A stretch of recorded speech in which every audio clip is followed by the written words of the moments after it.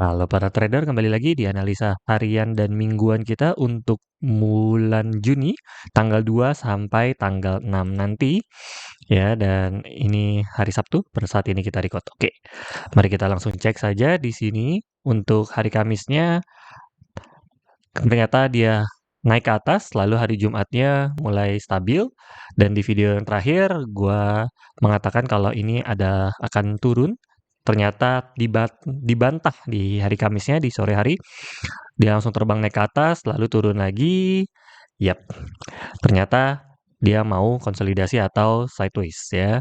Tapi setidaknya kalau nggak salah hari Jumat gue bilangnya untuk jangan trading terlebih dahulu karena market tidak jelas di arah 3.200 sampai 3.300. Ternyata cukup valid karena memang tidak ada penahan di 3.200 ini nih, nggak ada penahan. Akhirnya baru pembentukan baru yaitu di 3262 sesuai sama area Fibonacci kita.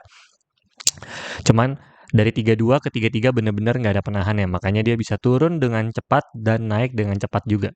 Karena memang nggak ada penahan resisten di atas, supportnya pun tidak ada. Baru pembentuk di 3288 ya, sudah berkali-kali retest ini. Kemarin juga di video yang terakhir gue udah bilang 3288 ini sebagai lumayan penentu, karena sekali jebol dia langsung jebol ke bawah dan naik pun tidak terlalu ketahan gimana gitu ya. Jadi memang area 3200 ini area yang riskan. Ya, kalau misalnya dia berada turun lagi, ya mendingan kita nunggu. Kalau untuk yang mau scalping ya, menunggu sampai dia ada pembentukan candle, tapi pembentukan candle di 1H ini turun sih. Pembentukannya ya, untuk 1 jam itu turun, tapi untuk day by day, daily-nya masih naik ke atas.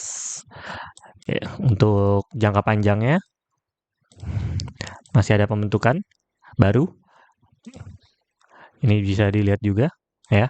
Untuk hariannya masih bisa naik ke atas, tapi untuk dalam jangka pendek masih bisa lanjut turun ke bawah untuk setidaknya di hari Senin. Jadi lebih baik bisa kita cari buy di area mungkin 3262 kalau jika kesentuh lagi. Tapi dilihat juga apakah ada news atau tidak. Kalau nggak ada, ya. Atau ini jangan-jangan sudah bisa mantul nih di 3288 besok Senin pembukaan bisa jadi udah di atas. Nggak ke bawah lagi nih. Nih. Ini bisa bisa banget karena ini 3288 ini supportnya cukup berkali-kali kesentuh ya. 1, 2, 3, 4 di sini juga ketahan nih beberapa jam-jam. Di jam 8 doang tiba-tiba nancep, habis itu juga balik lagi dan berada di area 3288 ini penentu nih. Akhirnya ya di area 3200 ada titik gitu setidaknya. Nah, ini bisa jadi resisten ataupun support untuk dari 33 turun atau dari 32 kalau misalnya dia turun dia bakal naik lagi, bakal ketahan lagi di area sini. Oke, itu dari candlenya. Lalu mari kita lihat news. Minggu depan ada news apa saja. Untuk minggu depan, setelah gua cek, hari Senin seperti biasa akan sideways, akan mengikuti saja, dan mungkin akan bergerak sesuai dengan news Sabtu sama Minggu. Biasanya cukup barbar ya. Dan biasanya gue anjurin untuk di atas jam 10 kalau teman-teman mau scalping, itu jauh lebih aman. Tapi kelihatannya tidak perlu karena China libur. Ya. Bank-bank banyak yang libur nih. Holiday, ya masih pada holiday, Euro juga, Italian holiday masih, jadi sampai sore hari kemungkinan pagi pergerakannya tidak terlalu tajam, jika tajam boleh langsung di counter. Sampai malam hari jam 9 ya ada ISM, Manufacturing PMI ini lumayan pergerakan. Jadi sampai sore hari kemungkinan adalah sideways atau pagi harinya bergerak sesuai sama news geopolitik biasanya. Lalu malam hari baru kita bisa cek newsnya ya. Lalu di hari Selasa langsung jadi gue tambahin aja langsung ya di jam 00 nih ya. Fed Chair Paul speaks. Jadi boleh out dari market dulu ya. Mr. Good afternoon, good morning kita. Fed Chair masih speak sih ya. Ini bisa langsung keluar, bisa belum hasilnya ya. Tergantung dia mau ngomong apa. Tapi intinya minggu kemarin tidak ada big news dan minggu ini ada big news. Oke, lalu sampai sore lebih baik kita follow the trend. Nah ini berarti Selasa nih penentu nih. Arah market mau ke atas atau mau ke bawah. 1:30 CPI, lalu jam 4, jam 9 ada jual test chop opening, Rabu Oke. Jadi Selasa ngikutin aja ya, ngikutin hasil di sini. Sisanya bawah jam 9 nanti paling ini bergerak ya paling $10 sampai 20 doang. Ini nggak banyak nih. Ini yang penting ya.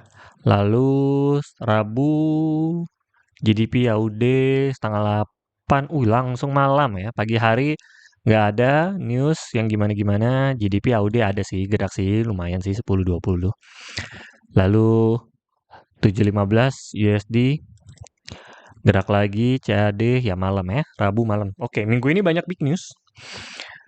Service PMI juga. Kamis unemployment claim seperti biasa. CB, Euro, Jumat. Wah, NFP. NFE. NFP.